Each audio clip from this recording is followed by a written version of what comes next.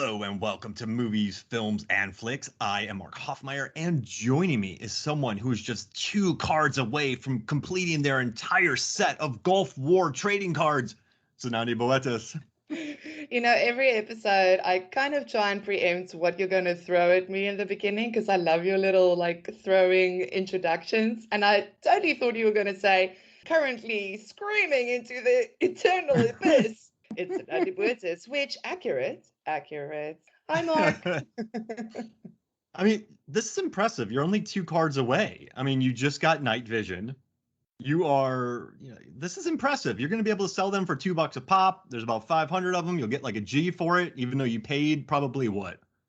Like 800 for all of them. You'll make like a $200 profit. That's not bad. Yeah, no, I mean, closer and closer to making that horror movie, I guess. Yeah, I mean, everybody counts. Horror movie featuring one night. One night sleeping with my mother. Eating cereal whilst in a costume. In a night costume. I remember that shot, and I love that shot too, because it has a little bit of a Dutch angle to it, just to make you feel kind of like it's off-putting to see. And I don't know why he's dressed like that. There's no reason for Jim Parsons to be dressed like that, but it just works in the content. In this world, it works, I think. This is an interesting world Braff has created. It's not this world.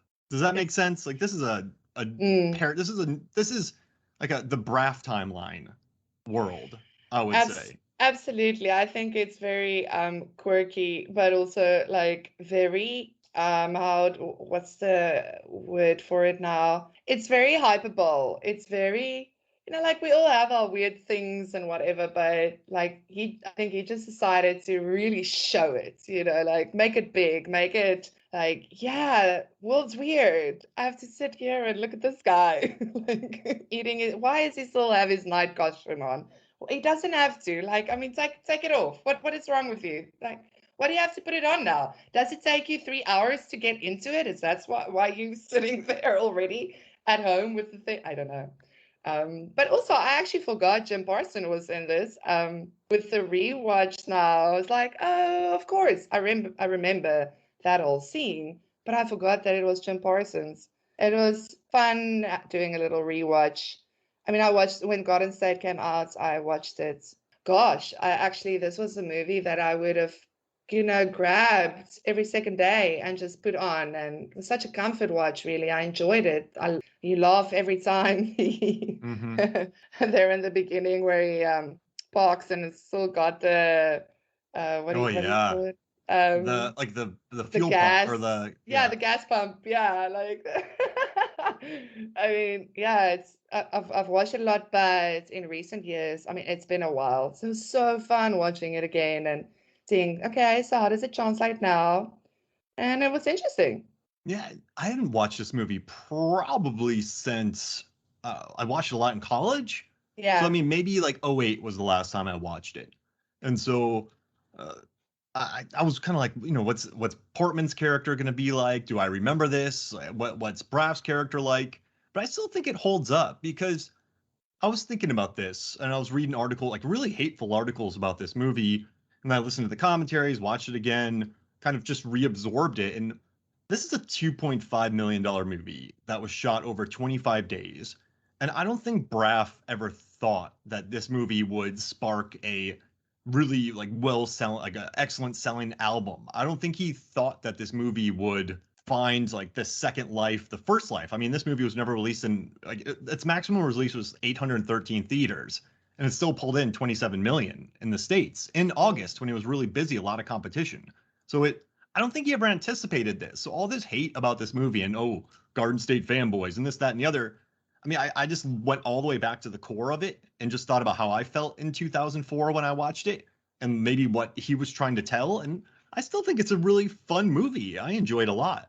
Yeah, no, absolutely. Honestly, I also went back and read everything that people said, and it was very interesting because at first everyone loved this movie. What a nice little indie film, because I mean, at that point we weren't really getting stuff like this. So No. especially for our generation, our what do they call us? Elder millennials. Like, Yeah. I'm like, no, we're the millennial hags, okay? We're the millennial hags. For us millennial hags, this was our movie. And I think a lot of us related to this, felt more real. This felt just like more, okay, what's this? Yes, I can get on board with this.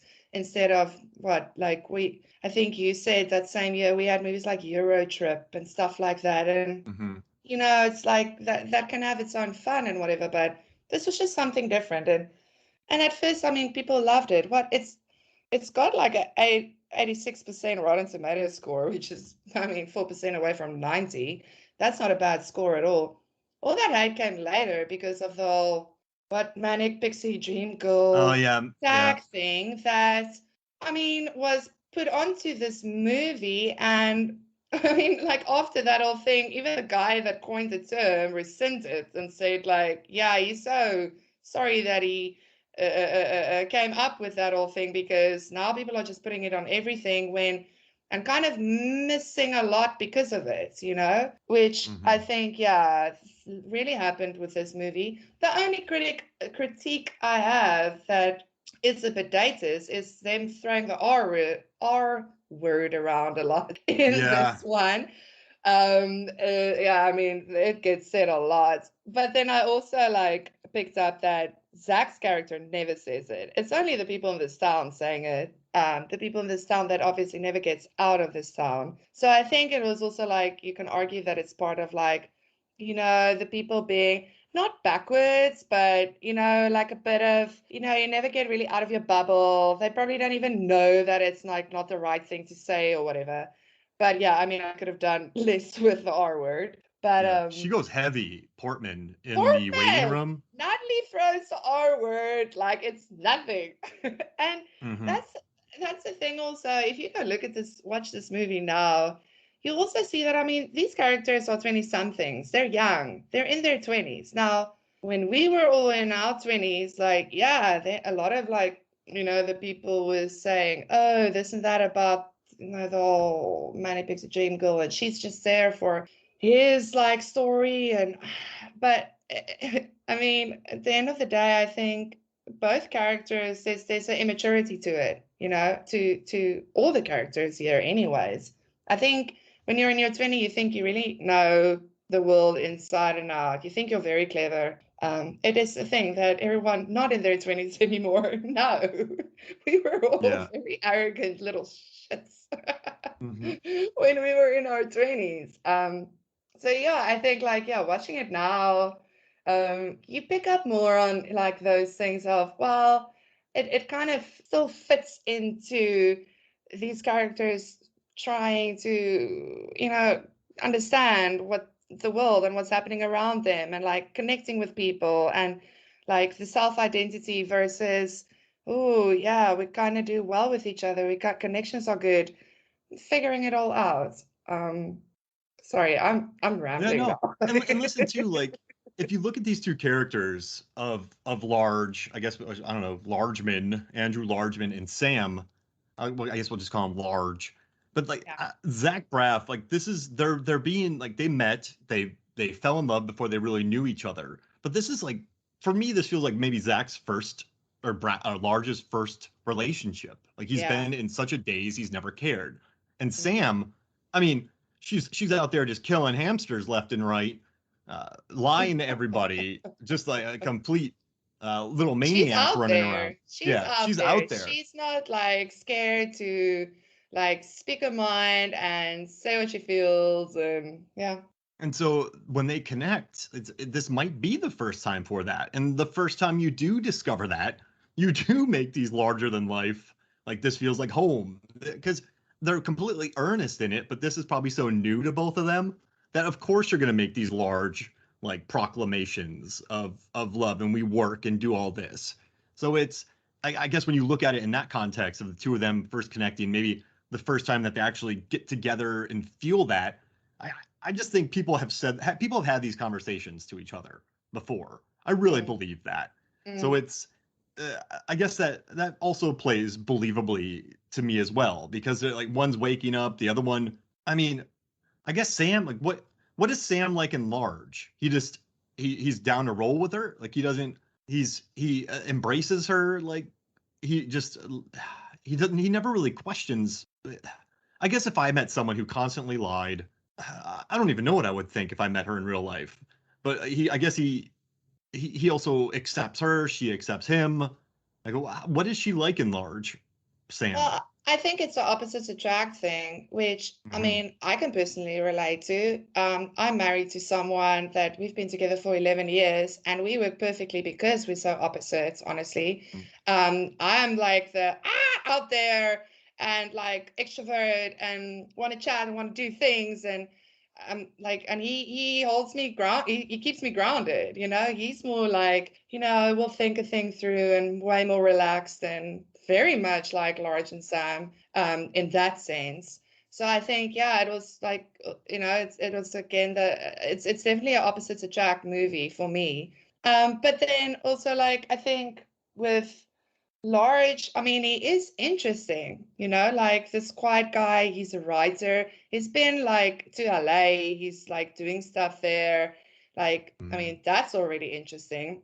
I don't think like for Sam, at least, it was a love at first sight thing. I know we had the whole thing where she gives him the headphones and he looks at her and there's this moment. So I don't know if that means he like kind of fell for her from the get-go while listening to that song and being mesmerized by that pretty little face. But I mean, yeah, for her, I think she was just like, that's what she does. She connects with people. She's not afraid to talk to people with all his friends and stuff as well. Like she'll speak her mind, you know?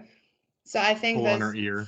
I think for her, yeah, pull on her ear. It's good to all on her ear. So I think for her, yeah, it's more like a thing that developed because like the more time you spend with someone, which is a very natural thing. I can attest to that. I don't know. Mm-hmm. I liked also how their relationship was very natural, you know. Um, I think also the reason why this might have not thrown people, but maybe made people think all the nonsense that they did. Not that I'm saying everything was nonsense, but yeah, I've read some people who really like, yeah, reached for some stuff with this movie. But I think a part of that is also because back then, and like still, you know, people like their stories clean cut. You know, this character must know what they want and they must go and get it. And Mm-hmm. again, I think this movie shows a more realness. Like we don't know, and it's messy, and we go along with it. And it might not be this picture perfect that you're fantasizing about, but that's more true to life than the picture perfect fantasy anyway. So, And they're yeah, both not writers who are lying to each other. And then they find out that they're lying to each other, but then they actually love each other, and then they meet again. Like there's no real lie exactly. in this movie. Exactly. It's You, just going with it. I love that she tells him, listen, I lie a lot. I say things, but she admits it immediately. Like, I enjoyed her character so much. I remember back then when I started reading about everyone bombing out because of the Manic Pixie Dream Girl thing. I was so disappointed because I really liked her character. Yeah, I thought she was such a breath of fresh air, and I think a lot of people felt like that. And just to now hear that, but that's wrong. Ugh, it was so ugh, ugh. mm-hmm. I still feel like that when I just think about it. And it bums me out too because I read an interview with Natalie Portman and she's a fan of the show Broad City and they make fun of the movie a lot. And she's like, "Great, I always was a fan of this movie and now people are making fun of it." But I think people were going after the fans of this movie who just absolutely adored it. And so you're not like attacking the movie anymore. You're going after the diehard fans of it. And I Yeah. think that's a bit unfair. And she took this Or maybe role. the shins. Or maybe the shins were too much and the shins exploding after this movie was too much for people. They're like, how dare they? It's Maybe. it's like I bought this soundtrack. I remember I I watched this love movie in it. '04. I had to go to the art house theater to go see it in Tallahassee. It was '04, so I think I was a senior in college. And so I went and watched this movie